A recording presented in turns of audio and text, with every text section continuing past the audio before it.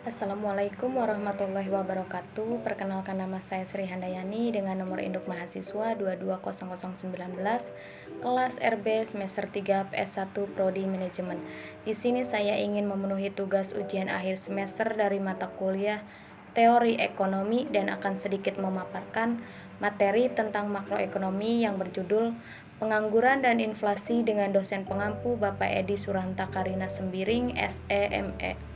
Yang pertama itu ada makroekonomi. Makroekonomi ini menjelaskan perubahan ekonomi yang mempengaruhi banyak masyarakat, perusahaan, dan pasar. Dan pengangguran adalah orang yang tidak mempunyai pekerjaan. Pengertian lainnya yaitu pengangguran adalah sebutan untuk orang yang tidak bekerja sama sekali, sedang mencari pekerjaan, bekerja kurang lebih 2 hari selama seminggu, atau sedang berusaha mendapatkan pekerjaan yang layak. Pengangguran seringkali menjadi masalah dalam perekonomian karena dengan adanya pengangguran, produktivitas dan pendapatan masyarakat akan berkurang, sehingga dapat menyebabkan timbulnya kemiskinan dan masalah-masalah sosial lainnya. Penyebab pengangguran di Indonesia adalah adanya ketidakseimbangan antara pekerjaan dan jumlah tenaga kerja yang meningkat setiap tahunnya. Adanya persaingan ketat di antara para fresh graduate maupun yang sudah berpengalaman membuat fenomena baru bahwa ketidakseimbangan tersebut telah terjadi. Menurut laporan Badan Pusat Statistik atau BPS pada Februari 2023, jumlah pengangguran di Indonesia mencapai 7,99 juta orang, berkurang sekitar 410.000 orang dibanding Februari 2022. Data pengangguran ini mencakup 4 kelompok penduduk, yaitu yang pertama, penduduk tak punya pekerjaan dan sedang mencari pekerjaan. Yang kedua, penduduk yang tak punya pekerjaan dan sedang mempersiapkan usaha. Yang ketiga, penduduk yang tak punya pekerjaan dan tidak mencari pekerjaan karena merasa tidak mungkin mendapatkan pekerjaan. Dan yang terakhir ada penduduk yang sudah punya pekerjaan tapi belum mulai bekerja.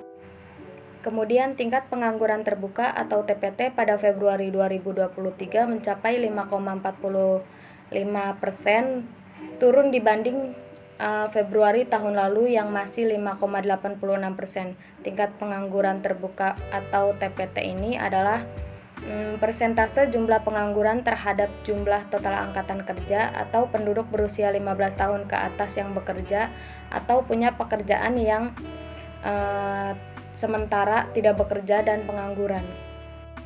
Dan solusi yang tepat untuk mengatasi pengangguran ini yaitu meningkatkan kualitas sumber daya manusia atau SDM, menciptakan lapangan kerja baru, mengembangkan usaha mikro, kecil, dan menengah atau UMKM, menyelenggarakan bursa tenaga kerja, mendorong kegiatan ekonomi informal, meningkatkan pertumbuhan ekonomi, melakukan diversifikasi produk dan pasar, menerapkan kebijakan fiskal dan moneter yang tepat, melakukan revitalisasi industri nasional, dan yang terakhir ada mendorong koperasi dan ekonomi kerakyatan.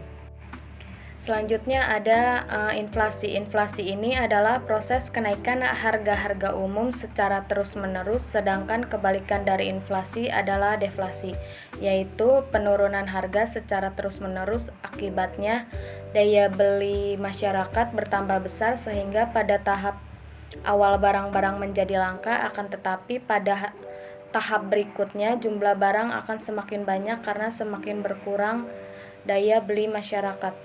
Adapun jenis-jenis inflasi yaitu berdasarkan sifatnya, yang kedua berdasarkan sebabnya, dan yang ketiga ada berdasarkan asalnya.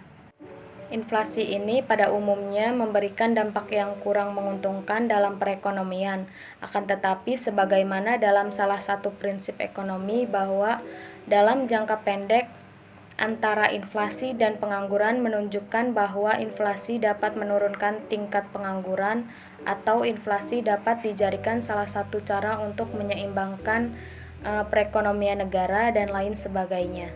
Itu saja materi yang dapat saya sampaikan, kurang lebihnya mohon maaf. Wassalamualaikum warahmatullahi wabarakatuh.